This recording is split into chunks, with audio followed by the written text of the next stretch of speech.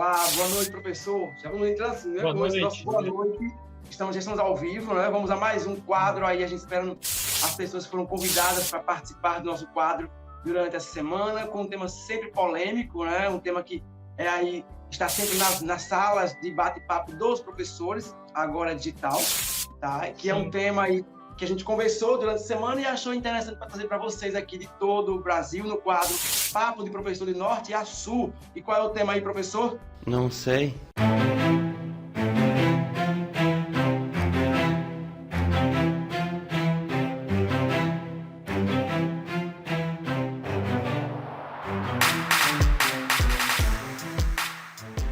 Hoje o tema é como, se depois da pandemia, né, como vai ser o ensino pós-pandemia, né? Se vai mudar, se vai continuar a mesma coisa, né? Como é que vai ser, né? E o nosso tema aí, como o professor disse, é como será a educação pós-pandemia, né? Vamos falar sobre isso, você pode dar sua opinião aí, não é, professor, que a gente possa acompanhar também. Nós fizemos um formulário, né? Como sempre a gente tem feito um formulário, tem deixado para o pessoal dar a sua opinião, né? E a primeira pergunta do formulário foi justamente essa, né? Em sua opinião, como será a educação nas escolas após a pandemia? O que eu já falei para até na outra live, né? O que a gente fala, eu e tu, aí, é um papo de professor, né? É uma opinião pessoal, né? A gente não tem ideia, né, de como vai ser, né? Mas eu acho, Fabiano, só para iniciar, assim, que isso está muito embasado no que vai acontecer com relação ao Covid-19. A gente não tem como não ser atrelado a isso, né? Se vai ter uma cura, se vai ter uma erradicação logo em seguida. Por exemplo, descobrimos a vacina, a Covid-19 está erradicada. Eu acho que se isso acontecer, tem um caminho. E na minha opinião, qual seria o caminho? O caminho, eu acho que é voltar tudo a ser o que era antes. Você é maluco, é? É uma visão até, eu acho, bem pessimista. Aquele professor que gosta de dar aula no quadro, ele vai voltar para a aula dele lá no quadro, que é mais tranquilo, ideal, que está dentro da segurança dele. Os professores, que nem nós que já estamos acostumados a usar tecnologia, vamos usar cada vez mais. Vai ter um grupo de professores que vai pegar gosto pela coisa e vai passar a usar, né? Mas eu acho que tudo depende do caminho. Agora tem o outro caminho. O outro caminho, que eu acho que é o mais provável, é que isso não vai ser resolvido logo em seguida, agora, né, Fabiano? Infelizmente. Não. Então eu acho que aí vai seguir pelo caminho do sistema híbrido, né?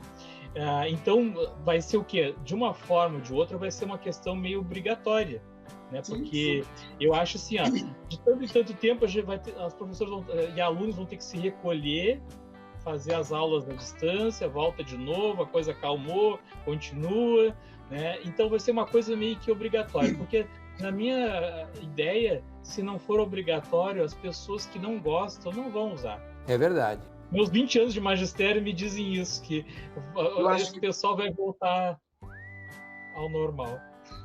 Por enquanto, né, eu acho que é o seguinte, a nossa ideia de normalidade, ela é bem quista, a gente quer muito essa volta ao normal, mas eu acredito que as relações sociais e econômicas também ficaram modificadas, né? E com a escola nós temos que ser diferente, porque é na escola onde a relação pessoal realmente acontece, o abraço, a afetividade.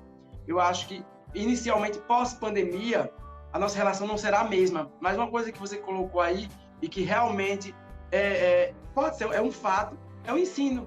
A tendência é um ensino híbrido, né? A tendência é esse ensino ser híbrido.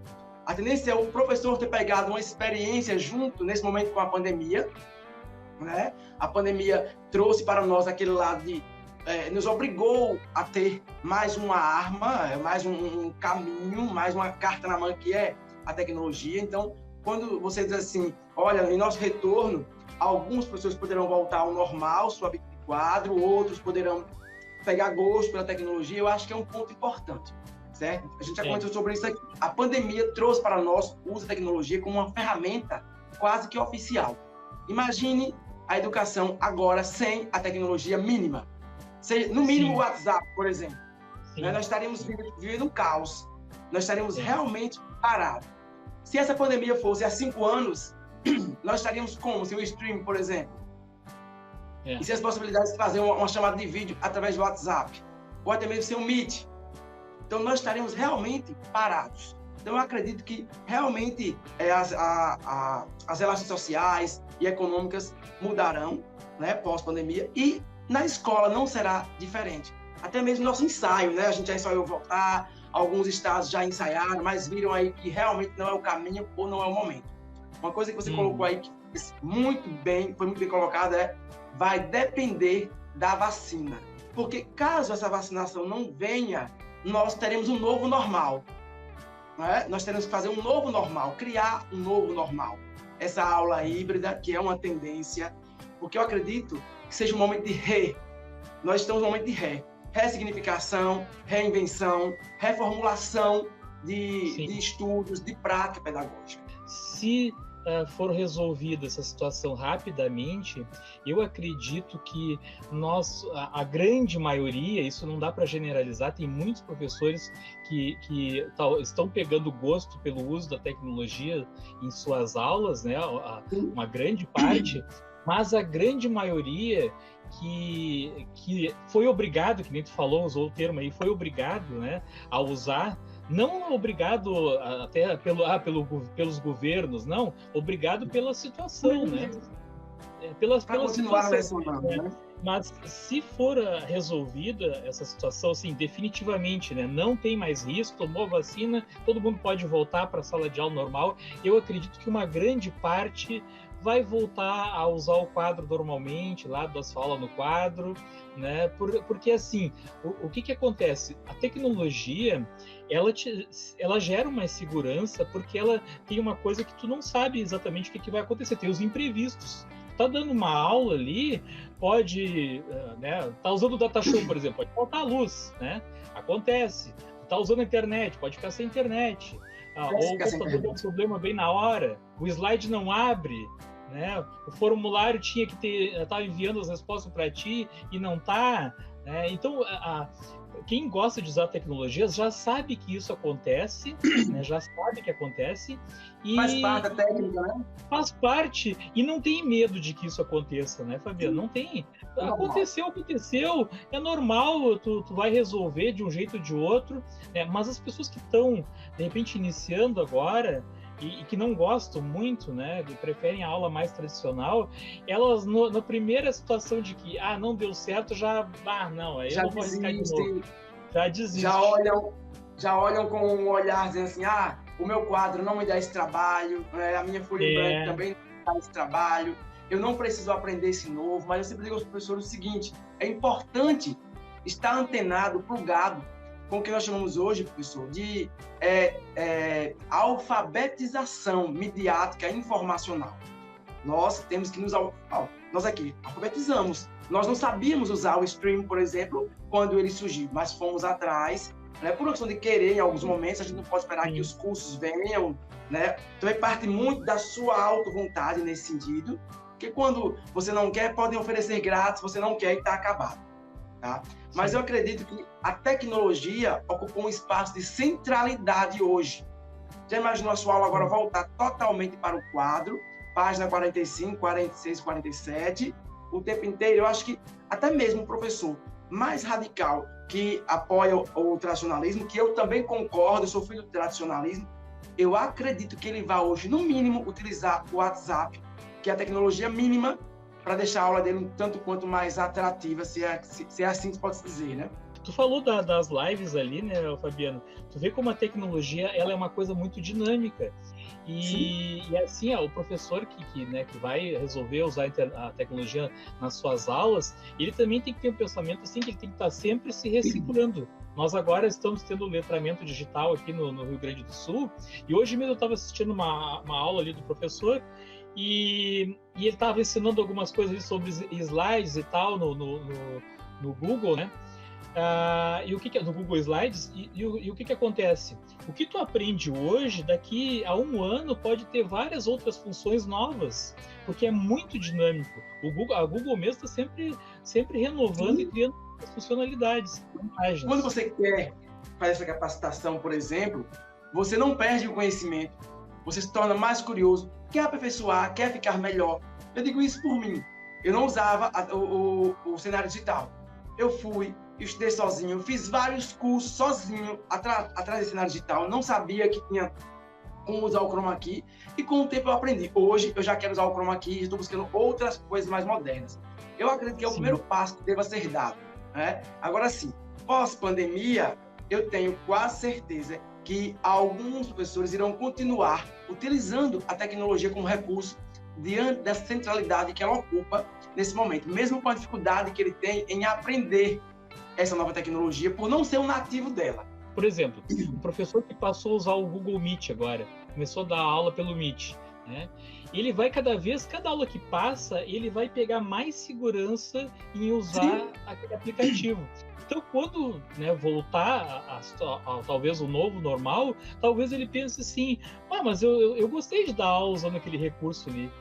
Nós temos 25% do nosso currículo que pode ser dado via à distância, né? Como nós estamos fazendo agora, nesse momento. 25% do nosso currículo, segundo a LDB, ele pode ser dado da forma como nós estamos trabalhando, através do Meet, através do WhatsApp, da rede social, da tecnologia como um todo. Pode apostar que eu tenho certeza que em algum momento o próprio professor, quando precisar estar ausente, vai querer utilizar a aula híbrida como a aula oficial para substituir. Se ele não pôde ir, vai chegar um momento, se ele não pôde ir naquele dia, ele vai ter um momento, uma atividade, vai fazer poder presencial da cidade, né, mediada por tecnologia, da cidade onde ele estiver. Isso implica dizer a hibridização desse sistema de ensino. Hoje, muita gente é contra, mas com o passar do tempo, vai fazer parte essa técnica em atividades, por exemplo, você poder mandar via tecnologia. A gente sabe que vai cair em outro problema que nem todos têm acesso. Dentro dessa parcela que tem acesso, nós temos ainda aqueles que têm e não querem, que é uma verdade, uma realidade, e não são poucos. Nós sabemos disso, certo? Sim. Aí entra uma outra parcela que é a falta de apoio da família, né? A falta de percepção da família, por exemplo, a questão da nota e da avaliação, vai ser também um problema em nosso retorno, nós sabemos disso, que temos que estar preparados para pós-pandemia, né? O nosso retorno às aulas pós-pandemia, eu acredito que será meio caótico nos primeiros momentos, até que tudo se reorganize para fazer uma avaliação, para aquele menino que não... para aquele menino que não teve acesso de forma maneira alguma à tecnologia, para aquele que teve e não quis assistir, que vai ter o mesmo direito do outro. Eu acredito que vai ser no retorno da educação pós-pandemia que nós teremos esses primeiros embates, que é como equalizar essa desigualdade que se aprofundou durante a pandemia. Mas por isso, Fabiano, que aí, falando em volta, né, eu acho, por isso que eu penso mais do que nunca que o ideal seria deixar para voltar às aulas normalmente em 2021. Né? Normalmente, entre aspas, né? Mas assim, voltar em 2021, porque se concluiria as aulas como estão sendo dadas dessa forma agora, né, e o ano que vem se iniciaria do zero. Né? Porque é bem que tu falou, imagina o caos que vai ser essa volta, né? Para organizar. Por exemplo, tem conteúdos que eu já passei para os meus alunos, né, de forma remota agora, que eu estou conseguindo explicar para eles pelo Google Meet, para alguns alunos. Para outros alunos não tiveram nada, né? Outros, que nem tu falou, não quiseram nem olhar, né? E aí, para te colocar todo mundo no mesmo patamar, eu vou entrar na sala de aula e vou ter que ficar retomando com aqueles que eu não dei nada, né? Porque eles não tiveram nada, porque eles não tiveram acesso, ou que não chegou material para eles, e tem aquele pessoal que já viu o que eu já dei, né, para eles. Então tu imagina que tem bem o termo que tu usou, o caos que isso vai ser, e por isso que eu acho que o ideal seria, né, que voltasse então, né, o ano que vem, né, começando do zero, né? Começando do zero. E aí, claro que o aluno não pode ser penalizado pela situação da pandemia, né? E acho que ninguém pode ser penalizado. Ninguém pode ser penalizado. Nem os professores, né? Isso é uma coisa muito menos nós, professores. Que tem que ser falado, né? Porque às vezes eu vejo muito falar em aluno e não se fala nunca nos professores, né? Então a gente tem que falar também nós, professores. Não se pergunta aos professores, né? Eu acho bem interessante que as matérias que a gente assiste na televisão entrevistam os alunos, que alguns não querem, se pode perceber pelo próprio discurso deles, tudo vira dificuldade. Estou falando daquele aluno que tem acesso à internet, tá? Não estou falando do aluno que não tem acesso. Mas se consulta toda a sociedade, menos o personagem principal, que é o professor. É o que leciona o conteúdo, é o que vai ter de aprender exatamente, a sua própria alma. alma. Que tu tá falando, né, e tu deve estar acompanhando aí em Sergipe, né, as notícias locais aí. Aqui no Rio Grande do Sul, as notícias locais é a mesma coisa. Tu vê o tempo todo se entrevistando, a opinião lá do aluno, porque eu não tenho acesso, outro, eu tenho dificuldade, o pai, a mãe, a avó, a tia, mas o professor, tu não vê ninguém perguntar pro professor como está sendo, né, dar essas aulas remotas. O que você acha de voltar às aulas agora? Não pergunto, porque não importa, parece a opinião do professor. Isso é uma coisa, eu estou falando em questão até da mídia, né? Da mídia em geral, né? Da mídia em geral. A gente está falando dessa relação que acontece no Brasil e no mundo também, de alguma forma, né? Sim. De maneira mais ampla, a relação no mundo. Você falou em família, por exemplo, a gente falou em professores que não são consultados. Quando eu digo consultado, é por autoridades maiores, pelo Ministério da Educação, por exemplo, por pessoas que possam mudar, né, essas leis, tá, de retorno, essas regras de retorno, por exemplo. Então, como você disse, não se pergunta ao professor, olha, entrevista lá, o pai, a mãe, o padeiro, tal, o João, Maria, todo mundo, menos o professor, que é quem produz a educação. Né? Que nesse contexto histórico agora, eu sei que na educação há o pé de igualdade presencial, mas agora, nesse momento, somos nós, professores, que estamos levando, certo, a educação. Parabéns a todos os professores do Brasil aí, e que nem tu falou do mundo, né? Que estão fazendo esforço para que o ensino chegue a todos os alunos, né? Qual será a imagem que o professor terá nesse processo de educação? O que foi que eu percebi agora? Famílias agoniadas, aterrorizadas, porque tiveram apenas de olhar os seus filhos durante uma atividade. Não é? E aí, como passaram a ficar 100% do tempo com o menino, com o filho, perceberam o quão é difícil educar. Tá? E muitas vezes essa tentativa de retorno, de levar o menino na escola mais uma vez, para pais que querem colocar na escola, não é necessariamente preocupado com a aprendizagem nesse contexto. É preocupado em ficar sem esse trabalho extra, porque é um trabalho extra na visão dele dentro de casa. Fazendo pesquisas, professor, eu percebi que muitos educadores, por exemplo, percebem isso e colocam isso como um fato. A família, né, usa, às vezes, a escola como aspas, depósito de aluno, depósito de gente. E o que acontece? Aquela família que quer o retorno imediato das aulas, com o pretexto de meu filho não pode perder o ano, não é uma preocupação verídica de fato.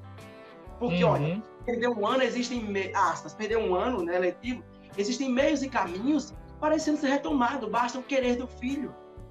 Mas o que se percebe é que há uma tentativa de levar para a escola, lavar as mãos e o professor dá a famosa educação, como eles dizem em casa, né? Não está na escola não para ter educação, sem perceber que a educação está em todos os lugares, inicia em casa, segundo o ditado antigo que todo mundo conhece. Então, pós-pandemia, eu espero que a família em si reconheça, não só a família, a sociedade, reconheça a importância do professor na prática, não só no discurso. Mas esse lado positivo está tendo, Fabiano. Esse lado positivo acho que está tendo, a grande maioria está enxergando isso. Como é difícil. Hoje mesmo tu comentou uma coisa que exatamente agora há pouco a minha esposa tinha mostrado um vídeo para mim de um relato de uma mãe, e a mãe estava dando parabéns aos professores, porque ela disse assim, gente, eu imagino, eu estou tendo dificuldade para atender uma. Eu imagino 25 dentro de uma sala de aula. 35. Nós, no ensino médio, 35, 40, 45. E essa mudança que nós comentamos aqui agora, do professor ser importante, ela teve que ser muito rápida. O professor que virou youtuber de uma hora para outra, sem entender o que era ser youtuber, sem conhecer uma câmera, sem saber para onde olhar na câmera. Isso é força de vontade, isso é digno de parabéns o tempo inteiro. Professores que resistiam à questão da imagem, hoje, de alguma forma, bem tímida, mas já se lança de alguma forma com a própria imagem, já manda um áudio para o menino, já manda um podcast. Tudo isso deve ser parabenizado, visto, revisto e colocado com muita dignidade dentro desse novo perfil. Depois da pandemia, a gente pergunta como será a educação pós-pandemia. Uma coisa é fato. ela não será mais a mesma. Grande parcela da população, né, dos pesquisadores, dizem que ela não será mais a mesma. Se um governo ou outro quer que tenha o sistema híbrido, ele vai ter que impor que determinado número de horas seja a EAD, aula remota, e uma parte presencial, né? Então eu acho assim que para funcionar, só se for assim. Se não for assim, se deixar livre, a maioria não vai fazer o ensino híbrido, né? Não vai, porque... Só quando precisar. Só quando precisar, né? Claro que também precisa ter a estrutura, né, Fabiano? Fabiano, essa semana foi liberada, semana que passou agora liberada a internet gratuita para alunos e professores, né? Aqui no Rio Grande do Sul. Então, como é que vai funcionar essa internet? Ela é por dentro do Escola RS, né, que é o nosso sistema aqui de avaliações. Tu entra ali por dentro, tu entra através no Google Classroom, e também para os alunos no Aluno RS, né? Eu espero que isso continue depois da pandemia também, né? Que seja um projeto que vai adiante. Então, assim, se isso realmente se concretizar e chegar a todos os alunos terem acesso, porque também não é só a questão da internet, tem a questão do aluno ter o equipamento, o aparelho celular adequado para conseguir instalar no mínimo o Classroom para conseguir usar, né? Eu te pergunto assim, aí também em Sergipe tem algum projeto desse tipo? Não interessa para você, palhaço. Temos sim. Há negociações e fazer, talvez seja uma ideia que surgiu entre eles, né? Entre as secretarias juntas, tá? De colocar a internet, liberar a internet, não sei se com esse sistema aí, para os alunos. Existia esse projeto, já dialogam há um tempo, e eu acredito, Viegas, que deva nascer das reuniões, né, do Conselho Nacional de Educação, né? Para que possa colocar a internet gratuita para todo mundo, para todos esses alunos.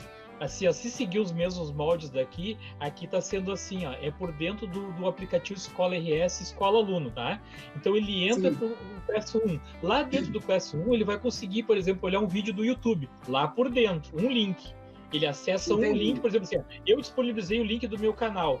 O aluno clica ali no link, ele acessa e assiste o meu vídeo. Se ele quiser passar para outro vídeo de outra coisa que não tem nada a ver, ele já não vai conseguir. Ele só consegue... Então ele só consegue usar os dados de internet por dentro para a educação. Para a educação, dentro do Classroom. Talvez seja o que vão fazer aí em Sergipe. Sim, com certeza. Olha aí, Fabiano, vou deixar para ti esse recado. Quero esse print. Eu quero esse print aí, viu? Eu quero esse print. Pode printar e mandar para mim. Tá. Agora, uma coisa que a gente pode falar aqui também é com o legado na questão de investimentos. Uma a gente já falou aí, que é a internet, né? Que tomara que isso venha para ficar, né? Que não fique só em função da pandemia agora. Né? Porque assim, por exemplo, aqui no Rio Grande do Sul agora nós estamos esperando que tenha uma promessa de ter um investimento em Chromebooks para os professores, né? Entendi. Então isso é um legado que fica, né? Se de fato isso se concretizar, que eu espero que sim, né? Se concretizar, é um legado que vai ficar, é um investimento. Claro que é aquilo que eu te falei, tecnologia, ela é muito dinâmica, né? O Chromebook, esse vai ser 3, 4 anos, assim, forçando muito a barra, já começa a ficar obsoleto. O investimento, ele tem que seguir sempre, né? Então, mas a extensão. Esse é um legado que vai ficar, que eu acho que de investimento, né? Na educação. Esses dias eu entrevistei também um professor aí nos Três Mosqueteiros, e ele falou isso, que ele acreditava que no momento não se estava investindo tanto em educação e saúde. Eram as maiores preocupações das secretarias, que as secretarias estavam limpando os cofres das outras para poderem suprir, né, uma deficiência que se tem no Brasil há muitos anos, que é a educação e saúde, né? Que interessante a gente falar que existem pontos positivos dentro da pandemia, né? Mas, de fato, existe sim, é um legado. Mal que trouxe um mal que trouxe outros, né? Vamos falar, aspas, bens, né? Para que a gente pudesse, aí, de alguma forma... Eu acho que isso faz parte de uma prática que deveria ser comum, da capacitação, da extensão e da formação do professor. Não mais com aquelas folhas de PDF ou impressas, mas com a tecnologia mesmo, na prática. Mas com a tecnologia própria, tá, dos governos, do governo federal, do Fundeb, todas as nossas fontes, para que nós pudéssemos ter o melhor amparato para realmente trabalhar com a tecnologia. Aí eu acredito que poucos diriam não, e quem dissesse não também teria de alguma forma se autocapacitar, porque estaria com os aparelhos, estaria com toda a tecnologia em mãos. Eu espero que a gente chegue a nacionalizar essa ideia de tecnologia para todos os professores e alunos também. Eu acho isso importantíssimo, porque depois que nós retornarmos, né, a nosso habitat natural, que é a escola, que as relações serão totalmente diferentes, tá? Inicialmente, os abraços serão abraços com medo, a gente não tem noção, não tem a certeza ainda. É importante que o professor esteja bem psicologicamente, esteja formado, acho que a Viviane falou sobre isso, esteja consciente de que pode haver outras pandemias e ele está preparado. Olha que interessante, Fabiana, nossa segunda pergunta, olha o resultado que deu do formulário. Se o retorno fosse hoje, você estaria preparado? 72,2% vai se sentir preparado. E só 27,8% diz que não. Achei interessante o resultado, né? E aí tem recadinho, não é? Fala o recadinho aí. Não, esses aí já são as respostas do formulário, né? Aquela primeira pergunta que nós fizemos ali, qual é a sua opinião em relação a como será a educação após a pandemia? E aí, então, uma série de professores responderam aí, o Carlos Aragão, do Centro de Excelência 28 de Janeiro, Monte Alegre de Sergipe. É fato que não voltaremos à rotina como antes, pois alguns hábitos serão desfeitos. Sabemos o quanto essa interação é importante para a consolidação do ensino e aprendizagem. Percebemos que alguns mecanismos construídos ao longo do isolamento serão inseridos na rotina do professor. Ele está falando justamente isso. Será um momento de readaptação.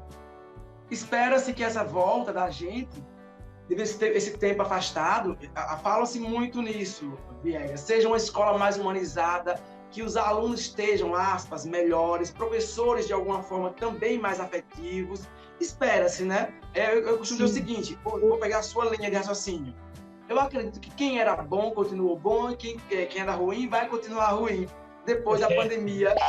Eu acredito muito nisso. Sofreu ali no início, mas as nossas intenções continuaram as mesmas. Eu também acredito, em compensação, que a escola possa ser mais humanizada, porque a gente passou por um momento sem afetividade. Essa interação na internet não é a interação ao vivo do toque, do olhar. Ela é diferente. A interação através da rede social é uma interação marcada pela frieza. Pode falar. Que tu falou agora de que vai mudar, né, ser mais humanizada, me lembrei de uma postagem que eu vi ontem de uma aluna nossa. Ela me citou e citou outros professores lá no Facebook, aqui onde a gente está mesmo, né, na rede social.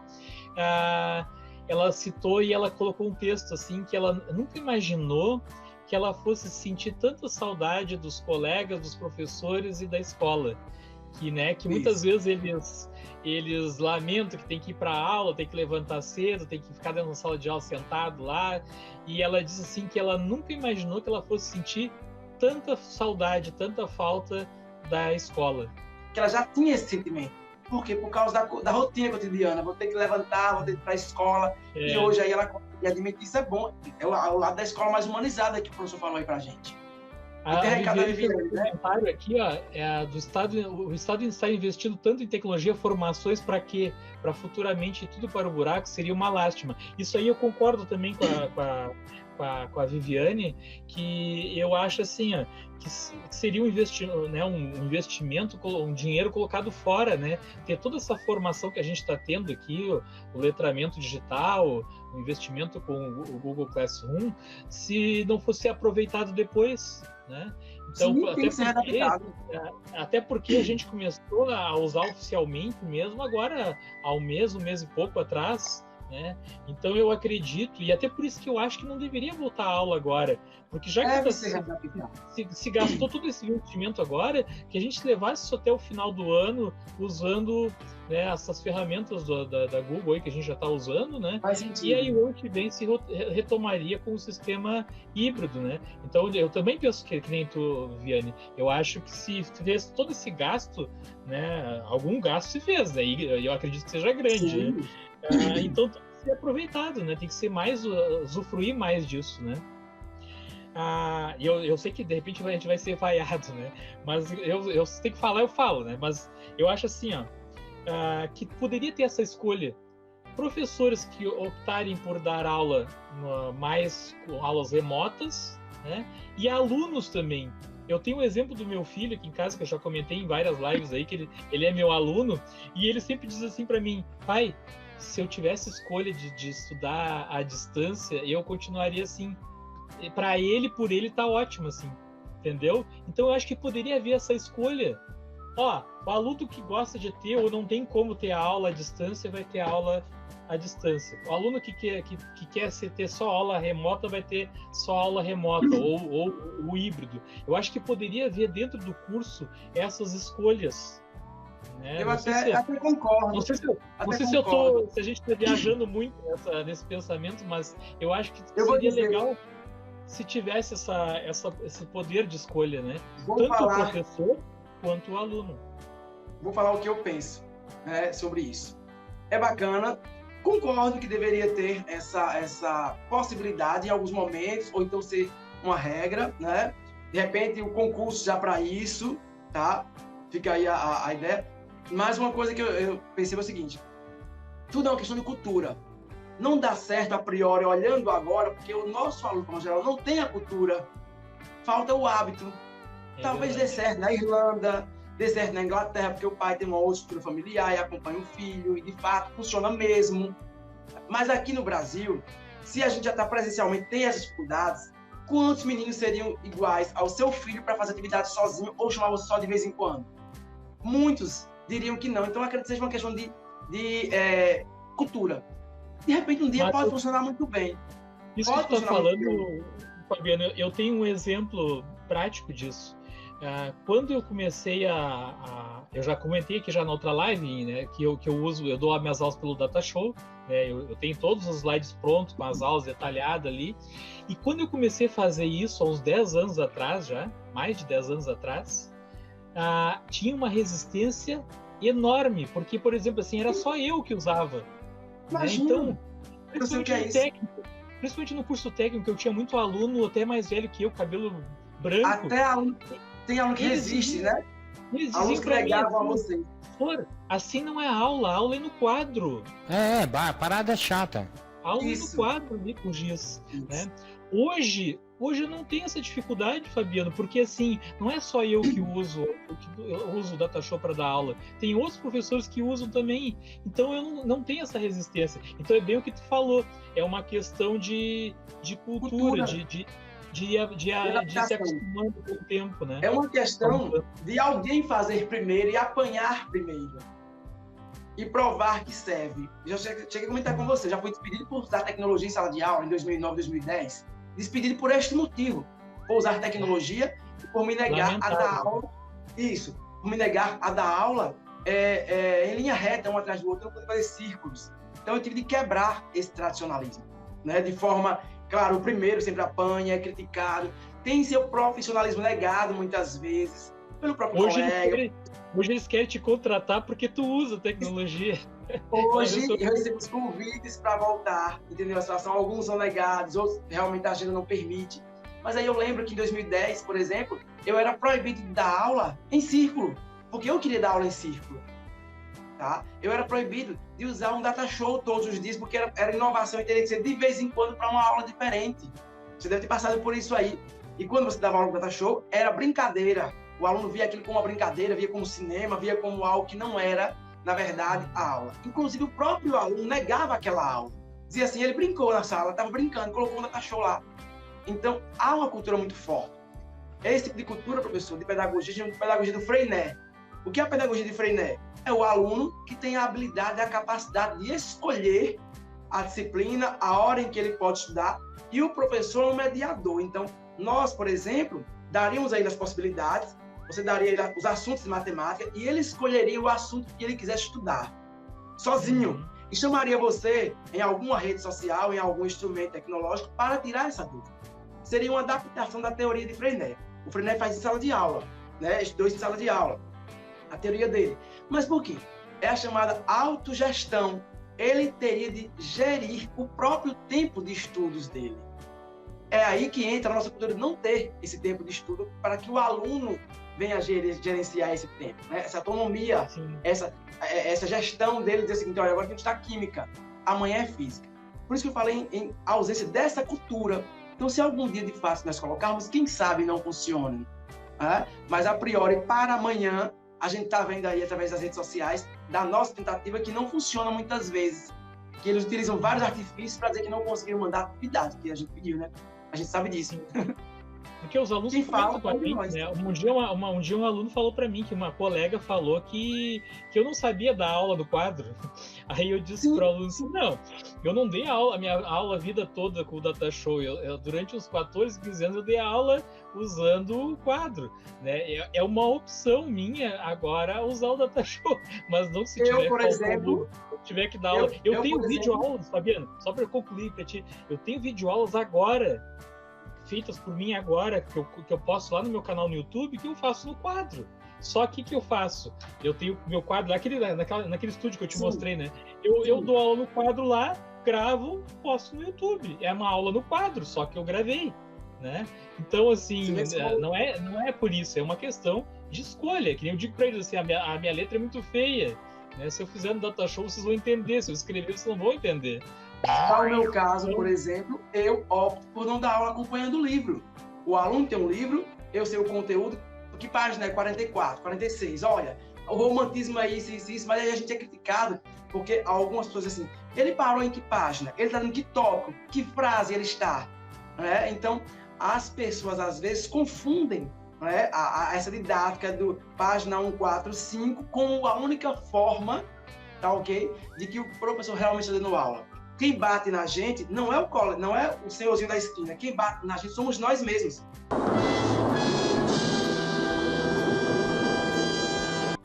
É um contra o outro, Fabiano, de alguma forma. Eu tenho um exemplo, há uns anos atrás, acho que uns 5 anos atrás, tinha uma aluna que ela acho que nunca tinha assistido uma aula minha. E quando ela soube que as minhas aulas eram com o uso do Datashow, ela não quis entrar na minha aula. Ela ficava sentada na rua. E eu fui aos poucos conversando com ela, passava assim, não, mas entra, assiste a aula aí, tu não assistiu nenhuma aula minha, como é que tu vai dizer que não vai gostar? Né? Assiste que tu vê. E ela começou a entrar aos pouquinhos, um dia ela entrou no final da aula, outro dia e depois ela gostava das minhas aulas, ela foi ser minha aluna até o 3º ano. É uma questão de adaptação. Porque alguém, que nem tu falou, alguém lá atrás falou para ela, lá que ela entrou, lá que estava lá no 1º ano, que a aula dele é assim, tu vai estranhar, tu não vai entender. E eu garanto uma coisa, quem falou não foi o pipoqueiro da esquina.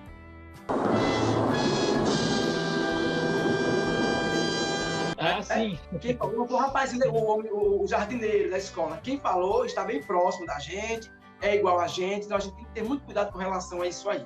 Agora, tu não acha que quando voltar, se for repentina essa volta, né, as pessoas vão estar tão assim, porque eu estou preso e quero voltar, que não vão querer saber, por exemplo, assim, tu acha que live, por exemplo, tu acha que muita gente vai ficar querendo assistir live? Não.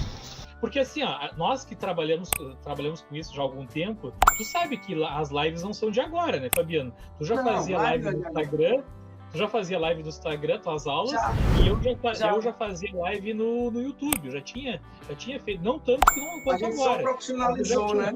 Mas agora, com a pandemia, as lives tomaram a proporção assim, né? Boom! Né? Todo mundo faz live, é live de tudo que é tipo. Tchau, tchau. Gente, tchau pra vocês. A gente se encontra no Instagram. Tchau.